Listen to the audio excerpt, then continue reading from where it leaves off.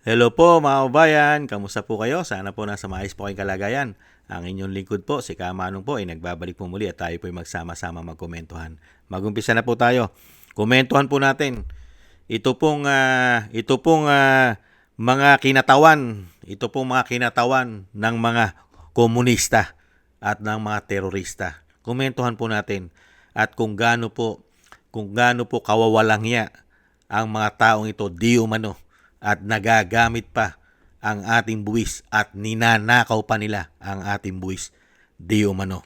Pakinggan po natin at komentuhan po natin ang banat po rito ni Ronnie Ramos. Binanatan po ito.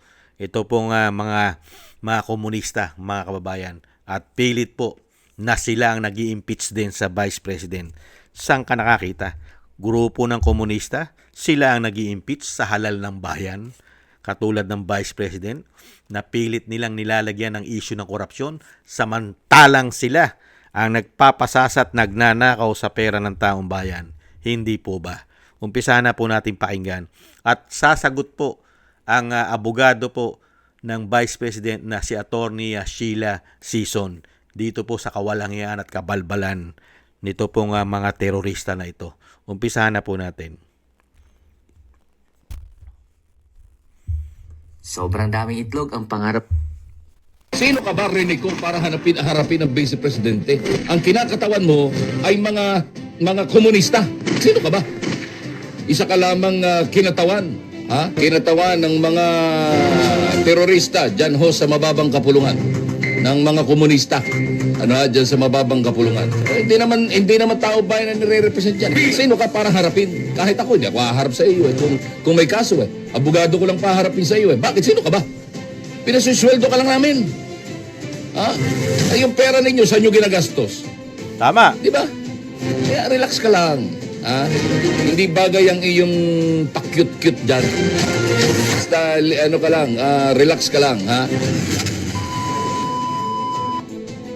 Dismayado ang House Prosecution Team sa pag-isnap ni Vice President Sara Duterte sa pre-trial conference na idinao sa Senado kaugnay ng kinakaharap niyang impeachment case. Ang kay House Trial Spokesperson Representative Rene Co, hindi pa rin nagpakita ang Vice Presidente sa kabila ng mga naging pahayag nitong haharap siya sa proper forum upang ilahat ang kanyang panig. Sa halip ay kinatawanan lamang ang Vice Presidente ng kanyang abogado. We note, however, that Vice President Sara Duterte was not personally present during the pre-trial conference, despite earlier statements that she expressed readiness and willingness to face the charges at the proper court. And in her many submissions, she said that it would be at the impeachment court, which is supposedly starting the process today, for the pre-trial conference. Instead, she was represented by legal counsel who appeared and acted on her behalf before the impeachment court.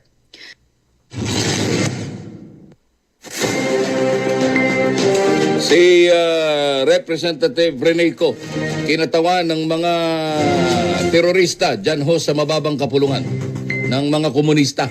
Dyan sa mababang kapulungan. Hindi naman tao bayan na nire-represent yan. Samantala, ay naman sa isa pang tagapagsalita ng House Trial na si... Nakita niyo po mga tambay, totoo po si Ronnie Ramos ang nire-representa po ng mga tao na ito, katulad po nitong si Reneco, na kailan lang po nangyari na mga kabataan po na sila po ang napagkikita ni Redon.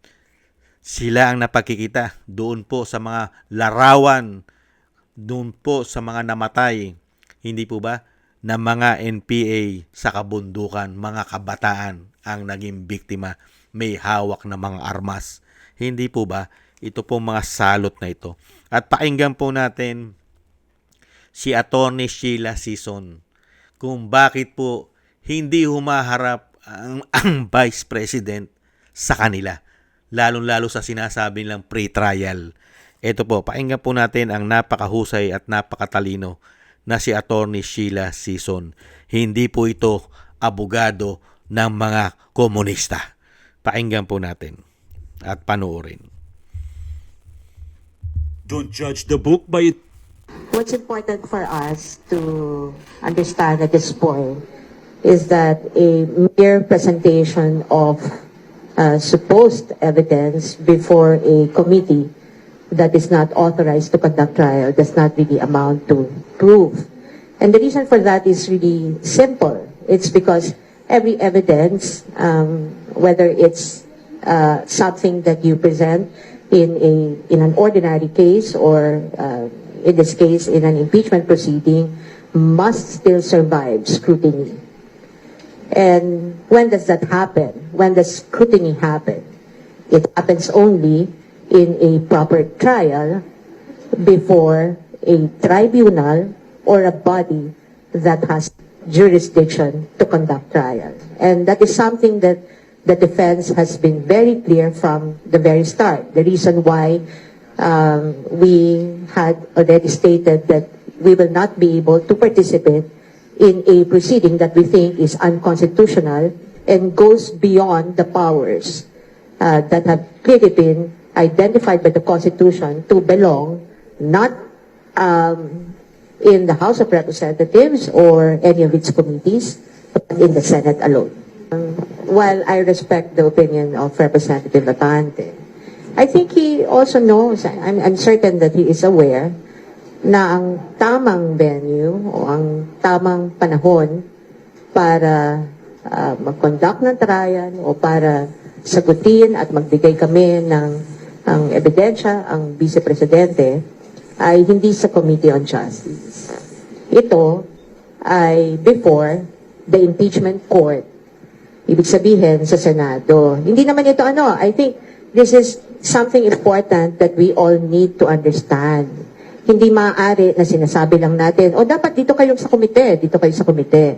Kasi kailangan lang natin basahin ang konstitusyon. Sino ba ang impeachment court? Ito ba ang Committee on Justice? Hindi. Ito ba ang House of Representatives? Hindi rin. So sino? According to the Constitution, ang impeachment court, if that even will be constituted, ay ang Senado. So, ang ibig kong sabihin, the defense and the Vice President are ready to respond in detail, again, before the proper forum, and during a fair trial. Yan. Yan po ang malinaw na sinabi po na ayon po sa konstitusyon. Hindi po naaayon sa gusto po ng mga komunista at terorista para lang po mapabagsak nila at pahiyain po nila ang Vice President. Tamang proper forum.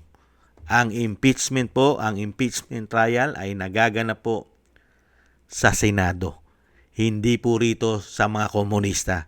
Hindi po dito sa mga buhaya. Hindi po sa mga maleta gangs di umano. Kaya mga kababayan, ang naniniwala na lang po rito sa mga tao na ito na representative ng sinasabing terorista at komunista, yung mga kapwa nila at yung mga nasusuhulan na babayaran ng mga dignidad. Kaya nga po pati mga mainstream media malalaki, nagiging tanga at bobo na rin po dahil kasama rin po yata sila di umano sa nababayaran at nasusuhulan ng gobyernong sindikato di umano na nagsama-sama na po silang mga walangya sa ating bansa. Hindi po ba? Kaya paano paniniwalaan itong si Reneco? Ano po ba ang nirerepresenta ng taong ito? Ayon mismo kay Ronnie Ramos. Ang nirerepresenta po nito ay hindi po ang taong bayan.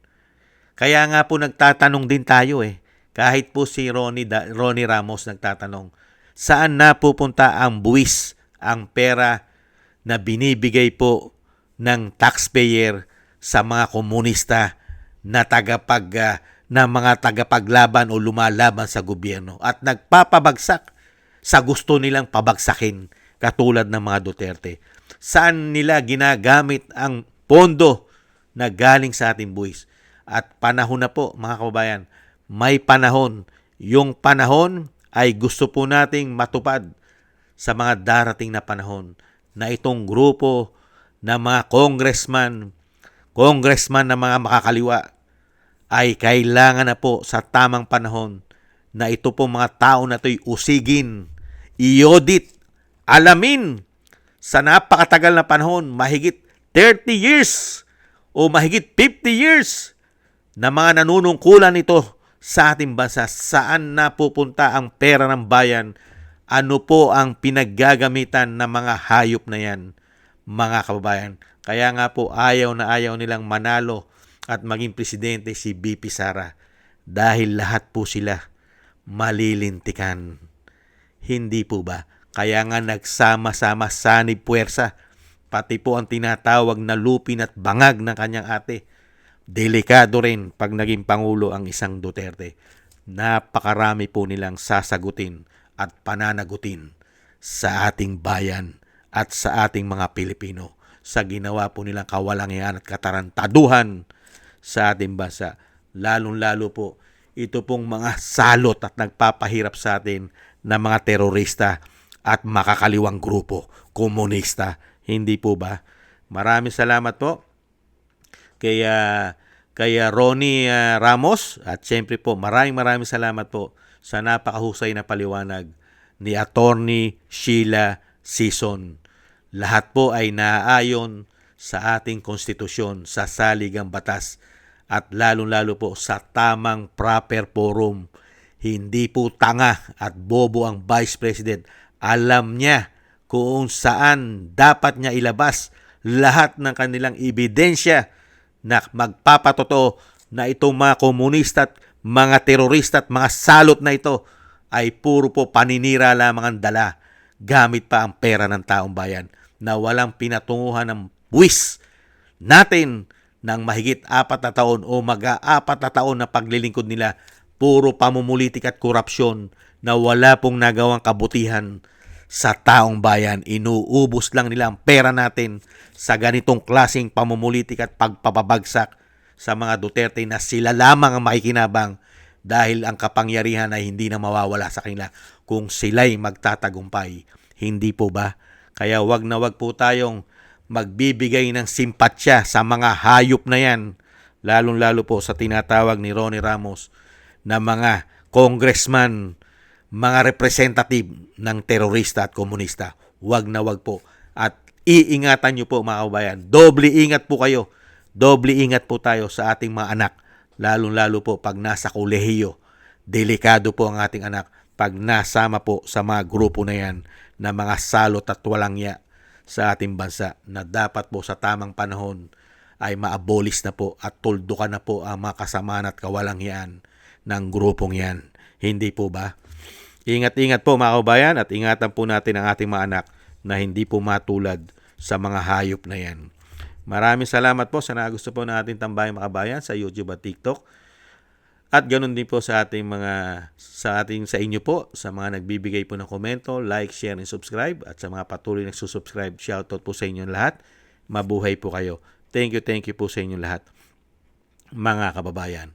At syempre po, shoutout din po sa mga na nagbibigay po ng tulong at biyaya. Shoutout po kay Eric Hershaw from Canada, kay Kingston from Hong Kong, Jake Yahut from California, USA, Gina Ray from Berlin, Germany, Julieta Silona from Sydney, Australia, Baby Roman at Ate Isa from Cagayan Valley, Jem Aris from United Arab Emirates, Jovelyn Watanabe from Japan, Annie Jo, kay Norma Garcia, Mary Natividad Blinden from Netherlands, Gayat Chena, Tatay Nick from Toronto, Canada, kay Jesus Valdipena, Rolando Guerrero, Milay, Felipe Shapno from Texas, USA, Rolando Timbol from Alberta, Canada, Ma'am LB at Sir Manny from North Miami, Florida, USA, Melchorita Espinosa from Orlando, Florida, USA, Arthur Estraniero from USA, Randy Crispino from Pasig, Mika Legaspi, Tessie Mantilla from Kuwait, Frank Zamora from California, USA, Romulo Di Vinagracia from Bacolod City. Thank you po sa inyo mga kabayan. Shoutout po sa inyo lahat at ingat-ingat po kayo po sa inyo po mga paggawa. At God bless po sa inyong lahat. God bless po.